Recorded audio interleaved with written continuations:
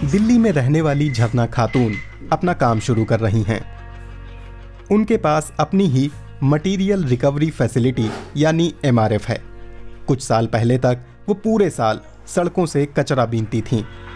अब अपना बिजनेस होने से वो बहुत खुश हैं।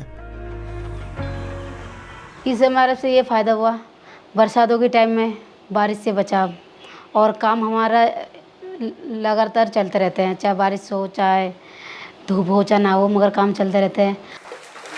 लेकिन अपना MRF शुरू करने के लिए उन्होंने काफ़ी कुछ सीखा। कचरे की छटाई से लेकर रिसाइकलिंग करने वालों की तलाश और बिजनेस पार्टनरों के साथ मोल भाव करने तक। चिंतन ने उन्हें ये गुर सिखाए।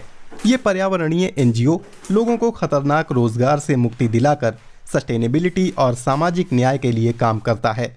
झरना खातून के नए काम ने उनकी जिंदगी ही बदल दी। पहले ना पैसा मांगने पड़ते थे घर में, हस्बैंड से चाहे किसी से भी, मतलब सोच समझ के खर्चा।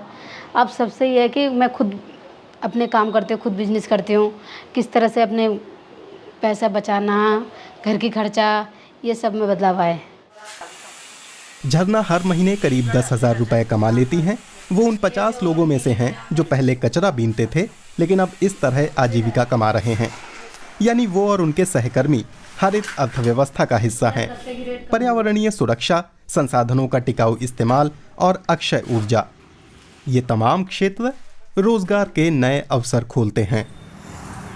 जानकार मानते हैं कि भविष्य में भारत को इन नौकरियों के लिए और भी बहुत सारे कामगारों की जरूरत होगी। हमारा अनुमान है कि पवन और सौर सेक्टर में करीब 10 लाख लोग काम करते हैं। 2030 तक करीब 35 लाख नौकरियां और हो जाएंगी। महेंद्र MV ने इंजीनियरिंग करने के बाद ऊर्जा प्रबंधन में भी अतिरिक्त योग्यता हासिल की। आज वो दिल्ली के एक बड़े अस्पताल में बतौर सलाहकार काम करते हैं। अस्पताल की ऊर्जा खपत बहुत ज़्यादा है। चिलर प्लांट में वो कई बदलावों का इंतजाम करते हैं जिससे आगे चलकर ऊर्जा की काफ़ी बचत होगी। इमारतों के ऊर्जा प्रबंधन के क्षेत्र में कुशल कामगारों की जोरदार मांग है। डेटा विश्लेषण और आर्टिफिशियल इंटेलिजेंस की मदद से हरित ढांचे खड़े किए जा सकते हैं, लेकिन इसके लिए खास ट्रेनिंग चाहिए। आरती राजपूत दिल्ली के वन विभाग में काम करती हैं। उन्होंने NGO world wild life fund में एक राज्य वित्त पोषित ट्रेनिंग प्रोग्राम से योग्यता हासिल की है। आज वो दिल्ली के मशहूर लोधी गार्डन्स में एक इलाके की मैपिंग कर रही हैं। इससे वो तय कर पाएंगी कि किसी पौधे या जीव के लिए सबसे बढ़िया बसाहट कौन सी है। लेकिन उनका ज्ञान दूसरे क्षेत्रों में भी उपयोगी है। मैंने सघन वन क्षेत्र में एक रिमोट सेंसिंग टूल इस्तेमाल किया। इससे पता चलता है कि सड़कें कहाँ निकल रही हैं, जल संसाधन कहाँ कहाँ मौजूद हैं और आग लगने जैसी स्थिति में पानी कहाँ मिल सकता है। दिल्ली में बहुत सारी विकास परियोजनाएं हैं। मुझे चेक करना होता है कि वे वन क्षेत्र में आ रही हैं या नहीं। ये अतिरिक्त प्रशिक्षण आरती के काम आया।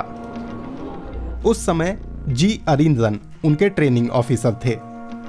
वो बताते हैं कि ऐसे प्रोग्राम 2/3 से ज्यादा प्रतिभागियों को रोजगार दिलाने में मदद करते हैं।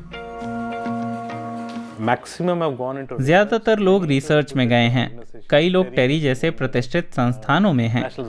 कई प्रोजेक्टों में WWF शामिल है। बहुत सारे शोध संस्थान और वन विभाग भी जुड़े हैं।